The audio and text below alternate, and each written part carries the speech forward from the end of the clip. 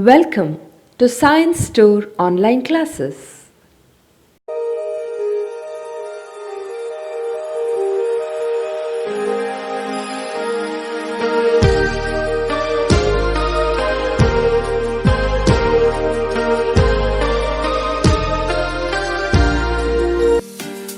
Don't forget to like our video and subscribe our YouTube channel for all the updates. Dear students, welcome back to biology online classes. The chapter what we are discussing is about organisms and populations under CET and NEET. So take out the worksheet. We have solved around 15 good questions in the first worksheet. In today's session we will solve another 15 questions from this particular chapter, very important from CET NEET point of view, that is organisms and populations. Let's move to question number 16. It is a numerical based question. Also we have solved in the theory, if you remember. Question number 16 for you. In 2005, for each of the 14 million people present in a country, 0.028 were born and 0.08 died during the year. Using exponential equation, the number of people present in 2015 is predicted as A. 25 millions, B. 17 millions, C. 20 millions, D. 18 millions. Try to analyze this particular question. So this is nothing but the exponential growth equation for given population. So exponential growth equation, apply this.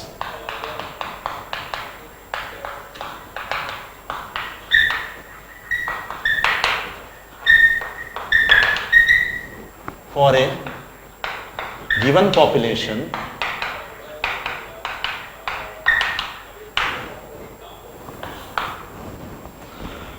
so it measures the growth rate. Okay, so we have to apply the formula which is given for the growth rate. So that is nothing but dn upon dt is equal to small r into capital N. This is the formula, where r is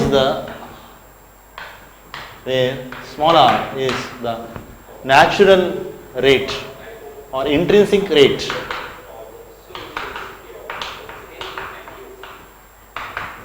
of natural increase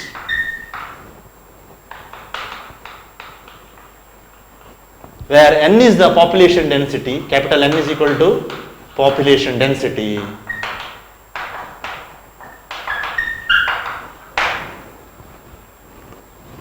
So apply the formula first. So here dn upon dt, increase in population size. What is dn upon dt? dn upon dt is equal to increase in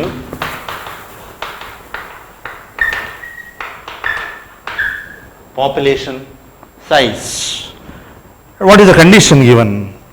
Okay, the condition, unit time per year, unit time per year or per, take 1 year. So that is the meaning of dn upon dt. Now you understood what is the meaning of the different terms which is there in the formula. Now apply. There is one more. How to calculate the small r, that is intrinsic rate of natural increase. So that is given by one more formula. R is equal to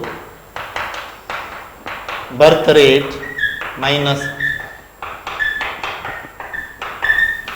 death rate. R is equal to birth rate minus death rate. Now see what is given. Birth rate is given. How much it is? The birth rate is 0.028 and the death rate is 0.008. So let me apply. R is equal to 0.028 minus 0.008. So you will get the value of R is equal to 0.020. So now you got the value of small r. This is the intrinsic rate of the natural increase. Small r is equal to 0.020 or simply 0.02. Okay. Then what is the other parameters they have given? They have given the other parameters such as n is 14 million, that is the population density. Population density n is equal to how much?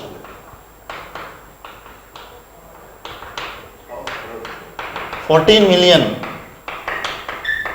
in bracket you write, given in the sum.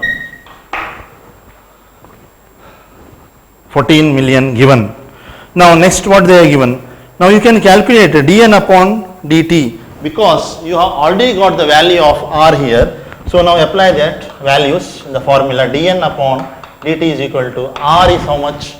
R you calculated, it is 0.02 into n, population density in million, that is 14. So you will get 0.28. So that is population density 0.28 per unit time per year. So note down this value 0.28. Next, what are the other parameters? They are given from the year 2005 to 2015.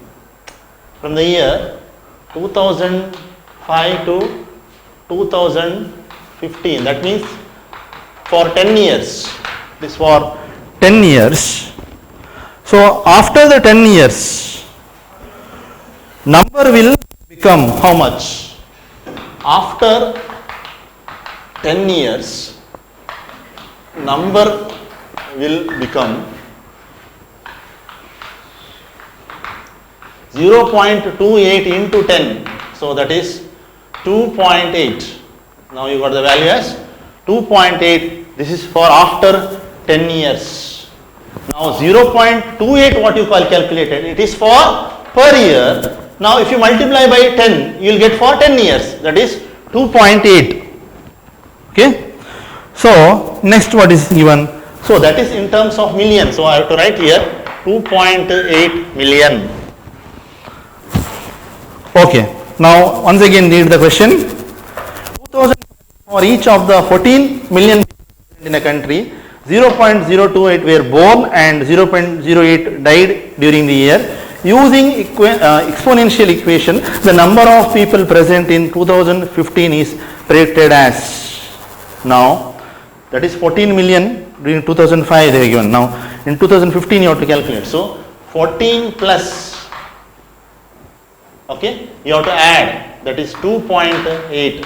So you will get 16.8, which is approximately equal to 17. So 17 million. 17 million. So that is the right answer. Right option is option B, 17 million. Okay. So 10 years. Now ಮೊದಲಿನದು 14 million. ಅದಕ್ಕೆ after the 10 years what you got the value 2.8 you have to add. So you will get the total population, that is 17 millions. That is present in the year 2015.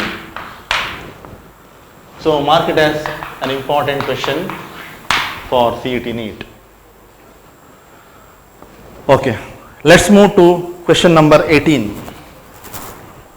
Lichens are the association of, you have studied about the lichens, different shapes of lichens, foliose lichens, fructose lichens, fructicose lichens, crustose lichens. So what are these? These are whether association of bacteria and fungus, whether it is association of algae and bacteria, whether fungus and algae, or whether fungus and virus. You are correct. This is association of fungus and the algae. So what you call the fungal component as? The fungal component as mycobiont. Mycota means study of fungus. Mycota means fungus. Mycology, study of fungus. So mycobiont, fungal partner. And what are the algal components? Algal component known as the phycobiont. Phyco. Phyton means refers to plants. So these two partners are mutually associated with each other. Algae can synthesize their own food through photosynthesis, and that food is provided to the fungus. So fungus also get the shelter, and the fungus, it gives the shelter, isn't it, for the algae. Algae gives food to the fungus. So both are mutualistically associated with each other. You can also call as a symbiotic relationship. Okay, let's move to the next question. That is question number 19. Okay, just see. Which of the following is a partial root parasite? A. Sandalwood. B. Mistletoe. C. Orobranche. D. Ganoderma. Now we will see, we will analyze the options one after the other. First, we will see the different types of parasites. Let me erase the board. Now you are already familiar with what is meant by parasites. Tell me. So parasites are those organisms which live on other organisms, which depends upon other organisms for their food and shelter, because they cannot synthesize their own food. Those are the parasites.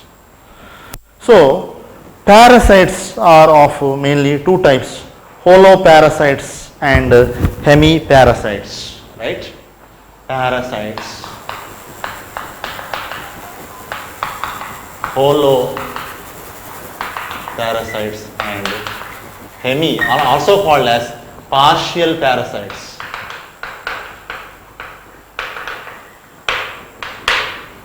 Also called as partial parasites. You have to note down this. Okay, holoparasites means what? They depends on the host for all their requirements. Depends upon host.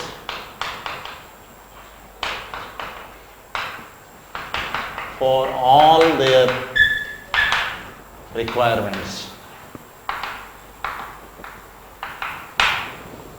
Means absolutely they cannot synthesize their own food. They lack completely chlorophyll, so they are called as achlorophyllous. Then how they can synthesize their food? So they have to depend upon the host. On the other hand, hemi or partial parasites means they receive only part of their nourishment from the host. Receives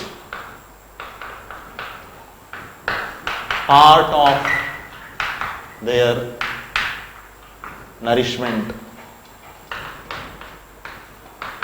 from the host. That's why partial or hemiparasites. Now example for this under the option is the sandalwood. Gandhadamara, sandalwood. So the right option is the option A. Partial parasites may be of partial root parasites which can synthesize their own food but depend upon the host root for water and minerals. Partial root parasites.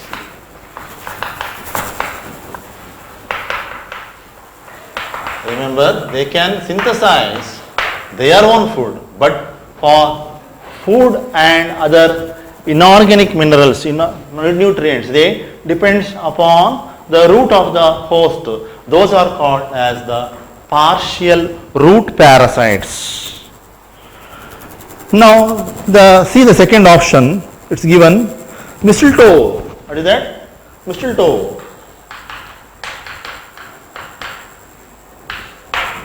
Now this mistletoe, the scientific name is Viscum album. What is the scientific name? Viscum album. That is scientific name. It is a stem hemiparasite. This is the example for stem hemiparasite. That means they can synthesize their own food, but for the water and inorganic nutrients they depends upon the host. So they enter the stem of the host and draw the water and nutrients, inorganic minerals. So those are called as partial or stem hemiparasites. So that for the example is the mistletoe. Then just see the third option, Orobranche. It is the root holoparasite. Orobranche. Root holoparasite. That means they lack chlorophyll, so they are achlorophyllous, and for their complete requirements they depends upon the host. It may be food or it may be water or it may be inorganic minerals, inorganic nutrients, anything. It completely depends upon the host. So those are called as the root holoparasites, and example for that is the Orobranche. So that is the option 3 for you. Next, see the option 4. What is the given? Option 4 is the Ganoderma. Option 4 is the Ganoderma. Now what is this Ganoderma? The genus of more than 300 species of wood decaying fungi. Genus of wood decaying fungi.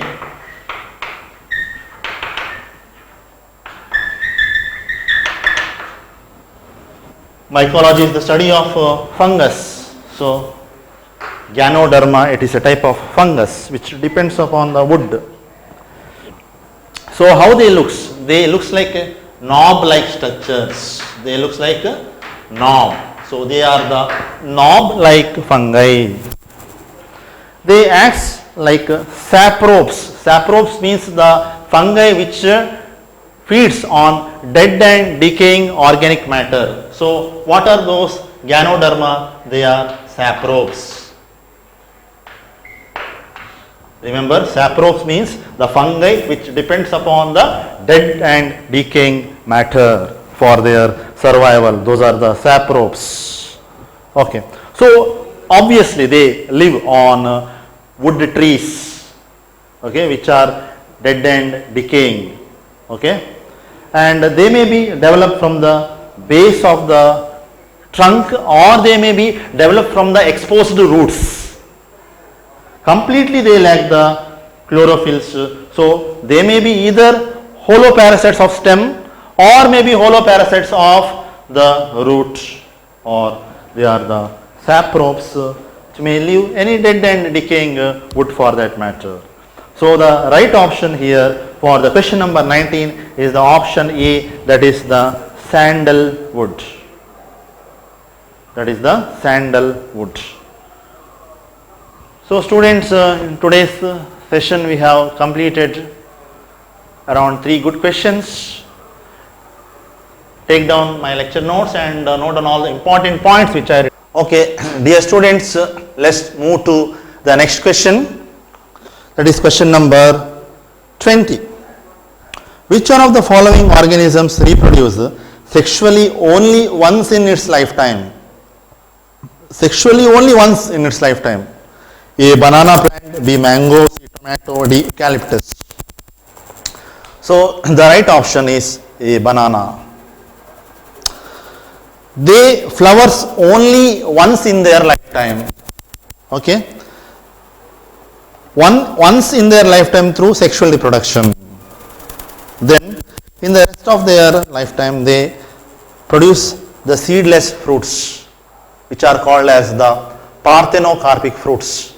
Fruits are develops without seeds. There is no seed formation, means there is no fertilization.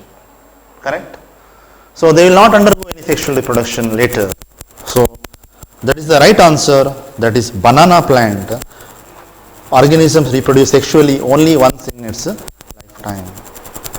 So mango is an example for perennial plant. They grows and flowers in more than 2 years. Their flowering period is more than 2 years. Biennial means 2 years. Annual means 1 year. Perennial means flower more than 2 years. Okay. Then tomato. Tomato is also an example for perennial plant. Eucalyptus. Eucalyptus nilagiri. That is an example for annual plant. They complete their life cycle within 1 year. The flowering period is within 1 year. Then after that they will die. That is eucalyptus. Okay. Next question number 21. The age pyramid with broad base indicates. Age pyramid adale broad base indicates what? This is important question. A. High percentage of young individuals. B. High percentage of old individuals. C. Low percentage of young individuals. D. Stable population. See. Triangular pyramid. High percentage of young. Triangular pyramid means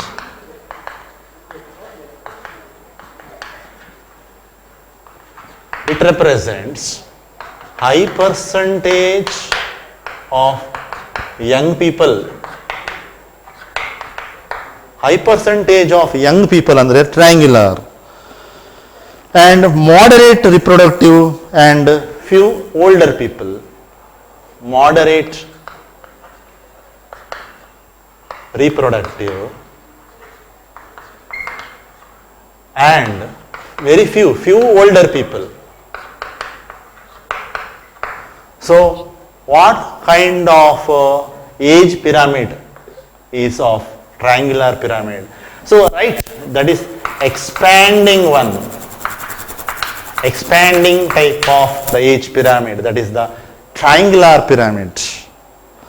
Then next you see the diagram, urn shaped triangular pyramid. Next comes the urn shaped. So what is that urn shaped means?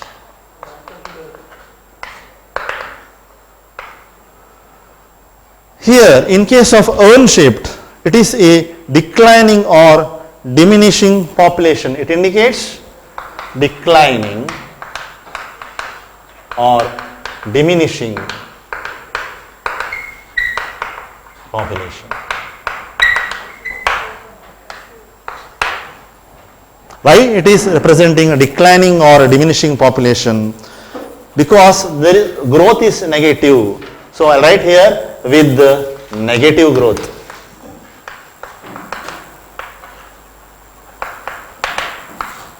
Now what do you mean by the negative growth? So number of reproductive individuals are higher than the pre-reproductive individuals. So I write number of reproductive individuals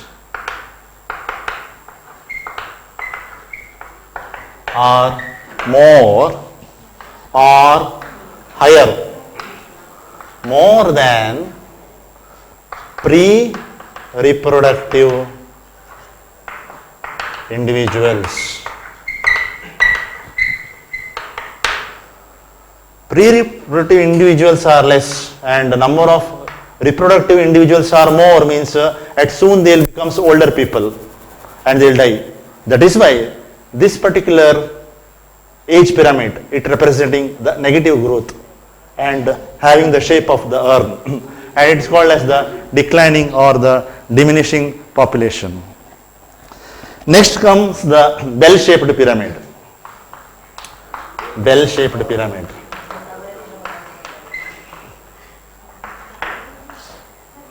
You have seen a bell, the shape of the bell. So that is why it is bell-shaped pyramid. So number of here pre as well as the reproductive individuals almost equal. Number of pre and reproductive individuals are almost equal. So that's why it is representing the bell shaped. So here it represents the stable or stabilizing population. This is representing the stable or stabilizing population.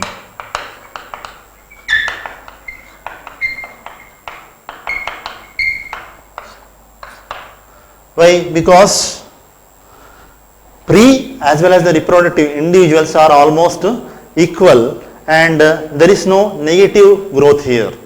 So the population is said to be most stable or is said to be the stabilizing one. So neither growing nor diminishing. You can say neither growing nor diminishing.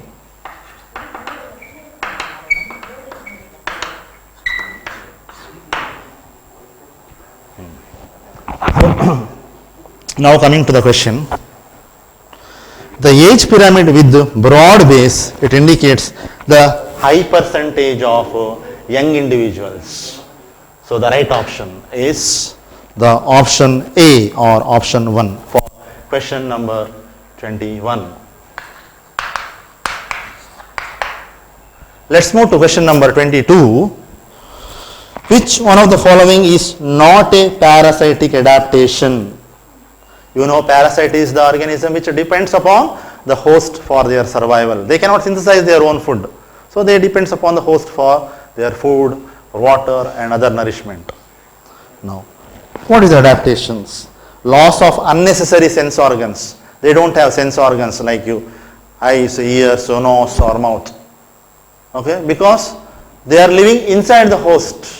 So if the host is having sense organ, that is enough. If they don't have the sense organs, that is okay.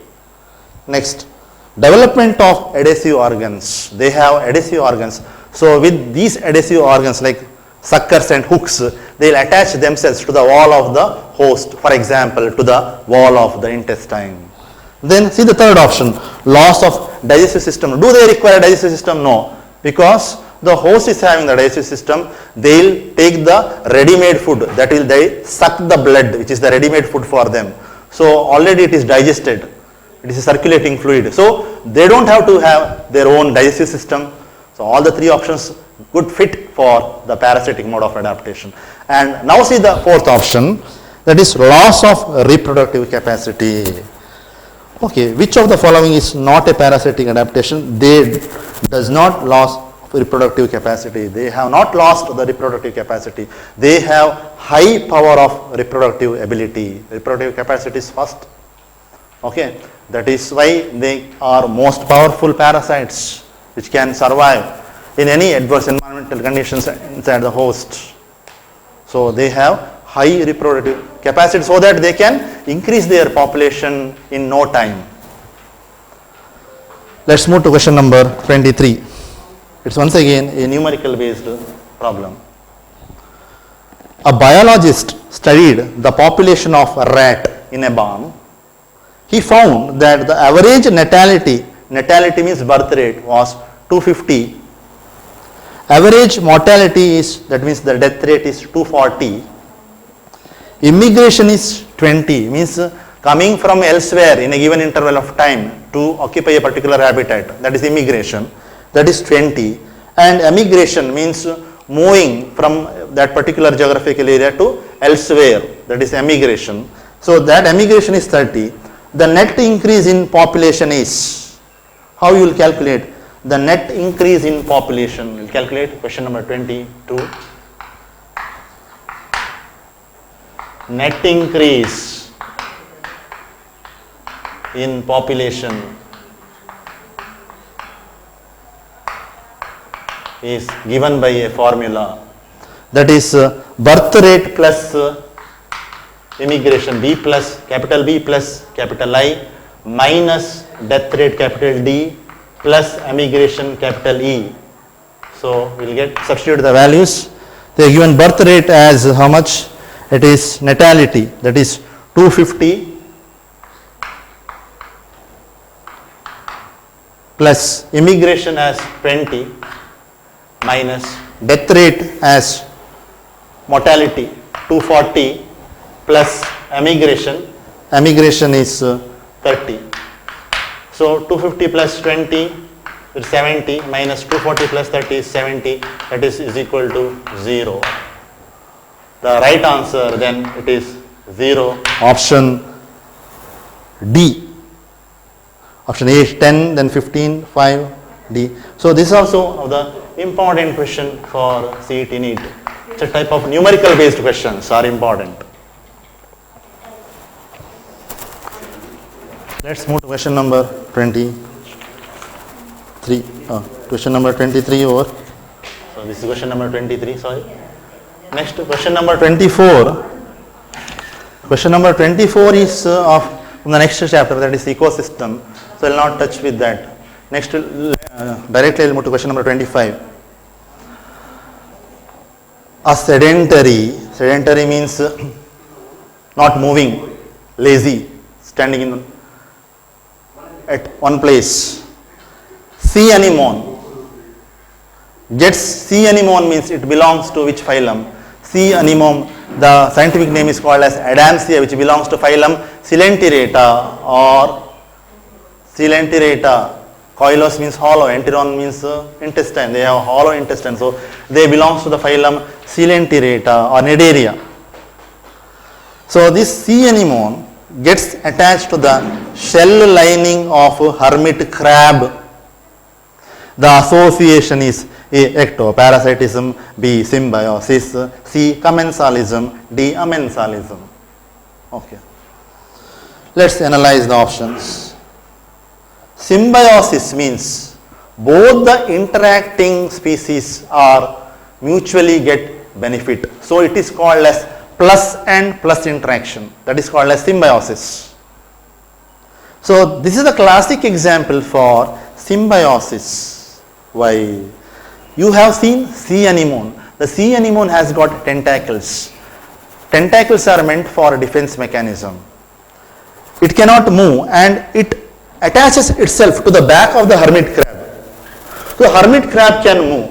When hermit crab moves, it will find the source of food and that food is provided to the sea anemone. Sea anemone gets the food. Hermit crab gets the protection by the sea anemone from the predators. So both are mutually benefited to each other. So is it not the relationship? It's called as symbiosis. So plus and plus, both are plus. There is no negative here. Plus plus. So the right option is the option 2 or the option B. Now what is commensalism? Commensalism means what? Out of the two participants, one is getting benefited and another one is getting neither benefit nor it is harm. That is called as commensalism. So this interaction is called as plus and 0. What is called as plus and 0. So that is example for commensalism is sea anemone and clownfish. Interaction between sea anemone that has stinging tentacles and the clownfish that lives among them. The fish gets the protection from the predators, okay, which stay away from the stinging tentacles. So the fish will get the protection. The anemone does not appear to derive any benefit by hosting the clownfish. It just to stick on to the clownfish. Clownfish stays there only. It will have the food of its own, but the sea anemone will not get any food. But the sea anemone has got the stinging tentacles. With the stinging tentacles, these sea anemones can protect themselves as well as for the clownfish. So classic example for plus and 0 kind of population interaction. So one question is sure for CET NEET and population interaction. So this is one of that. Next, see the D option, amensalism. Amensalism means here it is minus and 0 kind of interactions. See the antibiotics which acts on the bacteria and kill the bacteria. So here the bacteria dies That means bacteria is having negative impact, but the antibiotics, that will not get any benefit. Okay, so Penicillium is the fungus which is example for the antibiotic source. Alexander Fleming, who has discovered the antibiotics from the Penicillium notatum species. So that antibiotic will kill the bacteria. Bacteria died, so it is negative impact, and antibiotics neither get benefited nor harmed. So it is a classic example for minus and zero type of interaction. So you studied symbiosis, commensalism and amensalism. Now see the option A, ectoparasitism. What is ecto? Ecto means outside, endo means inside. Parasites which lives outside the body of the host, they are called as the ectoparasites. For example, leech, ticks which are found on the body of the dogs. Apart from that, hair loss that is found in the human beings. Okay, so these are the examples for ectoparasites. Similarly, you can give example, marine fish are with copepods. Copepods lives on the marine fish, also an example for the ectoparasite. Cuscuta in plants, cuscuta on hedge plants, it is a total root parasite or the hollow parasite because it does not possess any chlorophyll, so it is achlorophyll and it will withdraw its false root, that is called as the hostorium, inside the host and withdraw all the nourishment from the host. So it is a classical example for hollow parasite, that is the Cuscuta plant among the plant kingdom. Okay, so that's about question number 25 for you. Let's move to question number 26. The success of mammals on earth is largely because mammals are highly successful organisms or animals on the earth. What is the reason for it? A, they can conform to the changes in the environment. Not only man here, but almost all the organisms, they are the conformers. Okay, most of the organisms, they are the conformers. Then option B, they can reduce the metabolic activity and go into a state of dormancy. Humans cannot do this. During the unfavorable conditions in the environment, humans cannot do this. But there are certain animals in the animal kingdom like frogs, certain zooplanktons can do this. Zooplanktons can undergo suspended developmental activities, suspended growth, that is called as the diapause. Then frogs, they can undergo estivation, summer sleep, hibernation, winter sleep. Humans can, mammals cannot. Not all the mammals. Now see the option C. They have the ability to maintain the constant body temperature. That is the right option. That is why we are called as the homeotherms, warm-blooded animals, Bisirakta pranigalu. That means we can constantly maintain our body temperature irrespective of the change in the environmental temperature or the ambient temperature. Okay, your body temperature is almost 37 degrees Celsius or 98.3 degree Fahrenheit. Wherever you go to desert or you go to the Himalayan belt, temperature will remain same. If the temperature just increases slightly from the environmental conditions, from the body conditions, you call it as a fever, isn't it? So we have the ability, mammals have the ability to maintain the constant body temperature. That's why we are the homeotherms or warm-blooded animals. Along with the mammals, birds can also regulate their body temperature. So the right option is the option C. See the D option, they can take care of their young ones as they have mammary glands to suckle them. But for the lifetime they cannot feed the young ones. Only for short period of time they can feed the young ones with the help of their mammary glands. So that also cannot be the right option. So the right option is the option 3 or option C for question number 26. Okay, so we have completed till question number 26 and we will study the rest of the question in the next session. We will move to the next question, that is question number 27. One of the following refers to Allen's rule. So what is Allen's rule?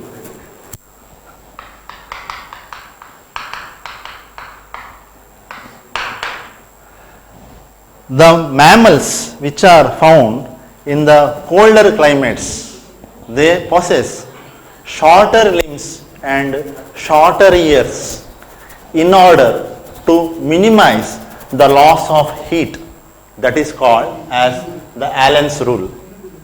So once again, the mammals which are found in the colder regions, maybe Antarctica, they have very short limbs and very short ears in order to minimize the loss of body heat, that is called as Allen's rule.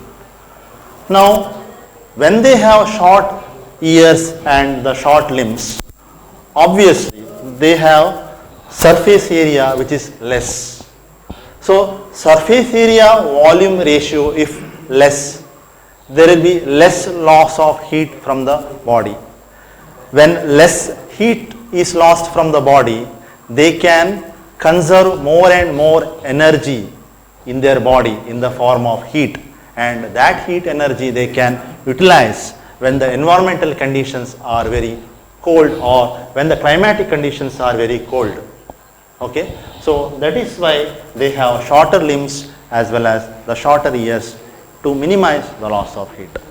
So the right option is the option B. Mammals from the colder climates have shorter ears and limbs to minimize the heat loss. A is cannot the right answer if the stressful conditions are localized or remain only for a short duration. An organism either migrates or suspend itself. So you can give the example when there is extremely cold conditions, okay, then the people may migrate from the north like Delhi during the winter season or Shimla to the south, or when there is very extreme hot during the hot summer, the people will start to migrate from the hotter region to the colder regions, from the south to the north. So in order to avoid the extreme environmental conditions, that is about option A. Now see the option C. An organism can move from stressful habitat to a more hospitable area and return when the stressful period is over. That is related to the option A. Next, the option D. Low atmospheric pressure is higher altitudes results in the condition called as altitude sickness. We studied about the altitude sickness. When the hemoglobin level, RBC synthesis becomes more and more, okay, and the breathing rate, the respiration rate goes high when the person go to the high altitude, because the atmospheric oxygen is less, pressure is low, correct? Yes. Next we will move to the question number 28. One of the following causes population explosion. Out of the four options, one of the option causes the population explosion. What is the right option? A. Decrease in death rate, maternal mortality rate and infant mortality rate.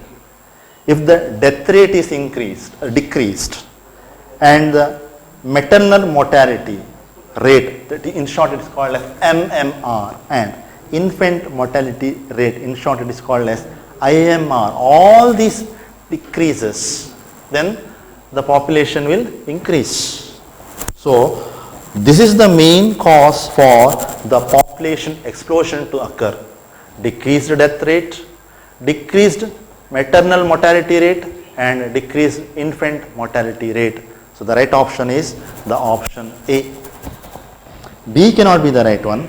Decrease in death rate, that is okay. Increase in maternal mortality rate, increase in mortality rate, along with that infant mortality rate also decreases, and maternal mortality rate it decreases, it is not increasing. Next, decrease in infant mortality rate and increase in death rate. The death rate also should be decreased. So C cannot be the option. See the option D. Decrease in the infant mortality rate and decrease in the number of people in the reproductive age. If the number of people in the reproductive age decreases, then the population explosion will not take place. Instead of decrease, it has to be increased. So option A is the right option for question number 28. Question number 29 is from the chapter ecosystem. We will move to question number 30. The interaction between the organisms of one of the following pairs is an example for commensalism. So what do you mean by commensalism and what is the right example for the same? So commensalism means it is a type of population interaction in among the two interacting species. One is benefited, another one is neither benefited nor harmed. So it is a classic example for plus and zero kind of population interaction, and that is called as the commensalism. Now there are four options. A, wasp and the fig tree. This is an example for symbiosis where plus and plus kind of interaction you can see. Wasp as well as the fig tree. Wasp which depends on the fig tree and fig tree also depends upon the wasp, means both the participating individuals are mutually benefited. Correct? Yes. If you see the seeds of the fig tree, then the wasp, they lay their eggs and the eggs will hatch out to form the larva, and this larva will feed on these seeds. So the wasp will get benefited and the fig tree gets pollinated. Fig tree also gets benefited. So it is an example for mutualistic interaction. See the next one, cuckoo and crow. Cuckoo and crow is an example for brood parasitism. Parasitism means one of the interactions get benefited, that is plus, and another one gets the harm, that is minus. So plus and minus kind of population interaction.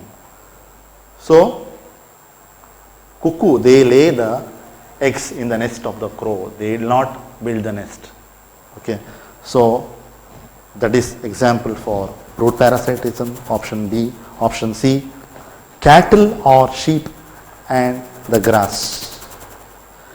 So cattle or sheep and the grass, this is an example for predation, plus and minus kind of interaction, because grass is lost and who is benefited? Either it is cattle or sheep. So this is the predation. See the option D, orchid and mango tree. This is an example for plus and zero kind of interaction, that is your commensalism. So the right option is the option D. Orchid belongs to Orchidaceae family, which grows on the mango tree. It gets attached to the mango tree, and these orchids just have the mango tree for their attachment only, not for any other reason. It will not harm the mango. It will not get any other benefit from the mango tree. Just it attaches to the mango tree firmly, and it can synthesize their own food because they are having chlorophyll. So by photosynthesis they can prepare their own food, and they have a spongy tissue called as the velamen, and from this velamen tissue they can absorb the moisture from the atmosphere and they collect the water and minerals. So they don't depend upon the mango tree, but only for the attachment. So this is an example for commensalism where the interaction is plus and zero. So the right option is option D for question number 30. So with this, students, we have completed the 30 questions under the first worksheet for the chapter organisms and populations under CET NEET. So note down all the important points which are written on the board, and also take down my lecture notes, and thank you students for watching the video. Don't forget to like our video and subscribe our YouTube channel for all the updates.